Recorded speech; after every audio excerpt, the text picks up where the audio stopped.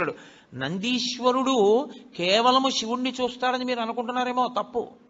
నందీశ్వరుని యందు ఒక ప్రత్యేక లక్షణం ఉంది. ఆయన విశేషానుగ్రహాన్ని మీకు ఇస్తాడు. ఏమిటో తెలుసా? మీకు ఏదో పట్టి పీడిస్తోంది, దోషం తెలియట్లేదు. ఇందువల్ల ఇలా అవుతోందండి అంటే, ఏ పర్వాలేదు అవుతుంది కానండి, ఏం పర్వాలేదండి అంటుంటారు. దోషం పట్టుకోలేరు. అది ఎందుకు వస్తుందో తెలుసా? ఎక్కడో మహాత్ముల మనసు కష్టపెట్టడమో, లేకపోతే ఏదో చెయ్యకూడని దోషం ఏదో చేశారు, అది జాతకంలోకి దొరకదు, పీడిస్తూ ఉంటుంది. మీకు దొరకని దోషం పోవాలి అంటే ఒక్క నంది అభిషేకానికే పోతుంది.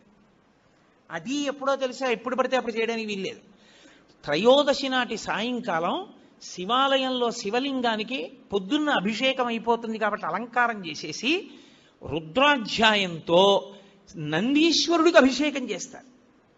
అభిషేకం చేసి నంది మూర్తినంతటినీ కడిగి అలంకారం చేసి చందనం బొట్టి బొట్టు పెట్టి నందీశ్వరుడికి శివలింగానికి ఏకకాలంలో హారతిత్తితే సమస్త దోషములు ఉపశాంతి పొందుతాయి.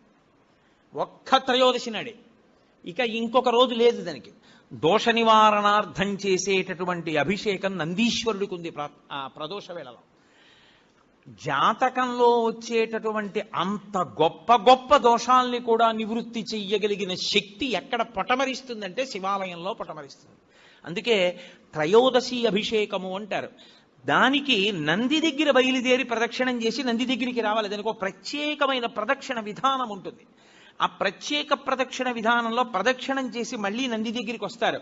దాన్ని నంది నమస్కారము అని పిలుస్తారు. దాని చేత శివానుగ్రహం పరిపూర్ణంగా కలుగుతుంది. తత్తీర్థం తల మీద చల్లితే చాలు. ఎప్పుడైనా జరిగిందా ఇక్కడ నందికి అభిషేకం? త్రయోదశి నాడు దోష నివారణార్థ శివాభిషేకము అని చేస్తారు.